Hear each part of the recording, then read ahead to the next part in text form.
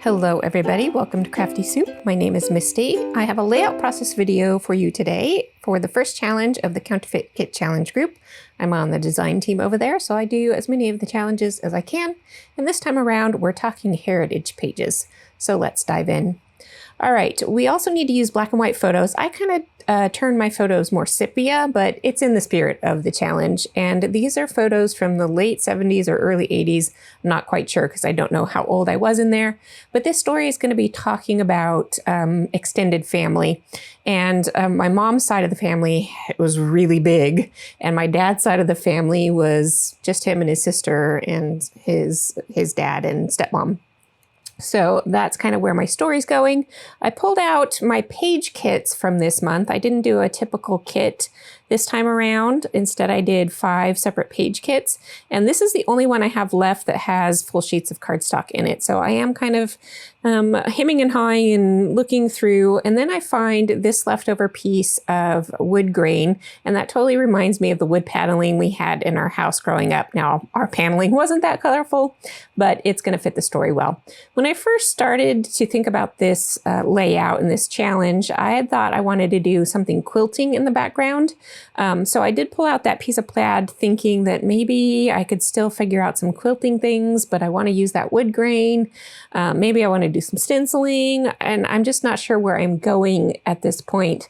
But with that wood grain, I know I need another piece of paper to bring it up to a 12 by 12 size. So I pull out the yellow hearts and the green plaid. And as I'm deciding, I'm pulling bits and pieces of embellishments while my brain kind of mulls things over. So I set those off to the side. I don't want to bore you. It took a long time for me to go through embellishments and decide. So I am looking at these papers here with my wood grain and trying to decide what to do. And this is where I come up with the idea of going ahead and doing some kind of quilty type border with this plaid piece of paper. And I'm going to do that by punching out squares. And I had all these ideas about how, turning the squares into triangles and making it really more quilt-like. And in the end, I keep it simpler than that because I just did. Sometimes I don't want to get that complicated. Now, the paper had 2 sides to it. Most of it was like a ledger paper on the back side, but it did have some florals. And so between this one sheet of paper, I got 3 different kind of patterns out of it. So I'm going to try and flip these papers around and mix and match between different color sections of the plaid versus the ledger paper versus some of the florals. And I'm going to try and come up with a border that looks more quilt-like, because if I just use all the plaid, it would blend in too much. Now, I knew when I pulled out that punch, it wasn't going to math very well. And you can see down in the bottom right corner, I have 1 square hanging off the end. And I'm just going to go with it. I'm not going to worry about it being a different size. I will just trim it off in the end. So I will have a half square down there at the bottom, and that's okay. So I am just tacking these in place with a dot of liquid glue in the center because I am going to take this to my sewing machine and do some stitching. And again, I was planning on stitching in between every single square and all around, and I just didn't want to take that much time, mostly to clean up the threads afterwards, because as you can see, I will flip this over on the back and tack down any loose threads with some tape on the back. I did have some stitching that was, the tension wasn't quite right, and so it was a little floppy on the front. So I'm just going to kind of wiggle that to the back with a straight pin. And you can see here, I'm just pulling on the threads in the back, and that tightens up the front, and then I will keep it tight by putting a piece of tape down. And then all the loose threads I will pull to the back with that same straight pin and tape those down as well. Now, if I had stitched in between every single square, I mean, there's ways to get around it, but that would be a lot of potentially loose threads to tape down. And that's why I just went with a wide zigzag border around the whole outside and then a tighter zigzag border around the inside. And I called that good. I am going to do a vertical title, well, a sideways title, I guess. It's not really vertical. And I'm setting up a little bit of a grounding strip over there to do that. Now, with these 2 photos, I do want to delineate between my mom's side of the family and my dad's side of the family. And that's why I picked these 2 photos in particular, because they do a good job of that.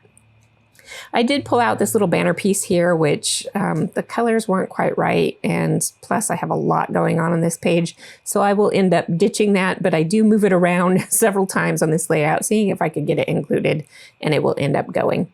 As I'm pulling out other bits and pieces, I'm putting layers behind my photos and layering up where my title's going to be. And I really like this little heart banner, but I feel like the hearts are upside down. I want the scallops to go towards the bottom, but then the hearts are upside down. At any rate, I have moved on. I'm just setting things in place as placeholders. And I know I'm going to use all these little tabs, and I did have to go back to my stash and pull more to label each person in these photos. And I just eliminated that yellow alpha set because I also pulled from my stash this small alpha set, and that's going to go better with the green alpha for doing a multi-alpha title. And it's going to help pull out the pops of green in the rest of the pattern papers. Pardon me. So that is why I made that decision on the letters. And then I'm going to go ahead and start building my title.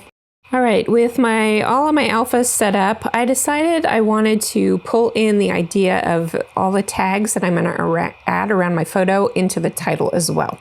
And here you can see I've already got all of those tags in place, as well as some subtitles for this.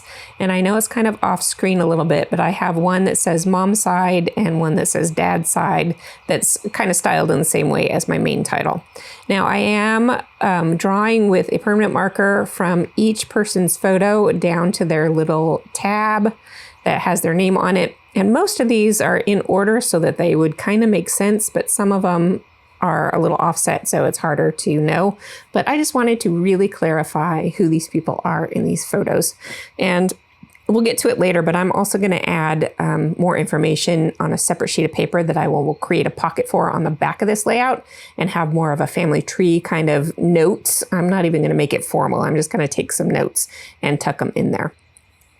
And that will hide my informality behind a pretty layout. As I was talking about that, I'm adding just a few bits and pieces to finish this off. Some hearts and some more banners to my title because it was looking pretty simple. And then this is where I'm mentioning that I'm going to tuck behind the rest of that information about the extended family story and kind of the ages and stages of various people in the family because it's an interesting age mix. So as I leave you with a couple of close-up photos, I just want to thank you for being here and for watching. I hope you got some inspiration out of my process, and I will be back probably later next week with a couple more videos because I have some yard work to get to early in the week, and that will keep me busy. So until then, have an artful day.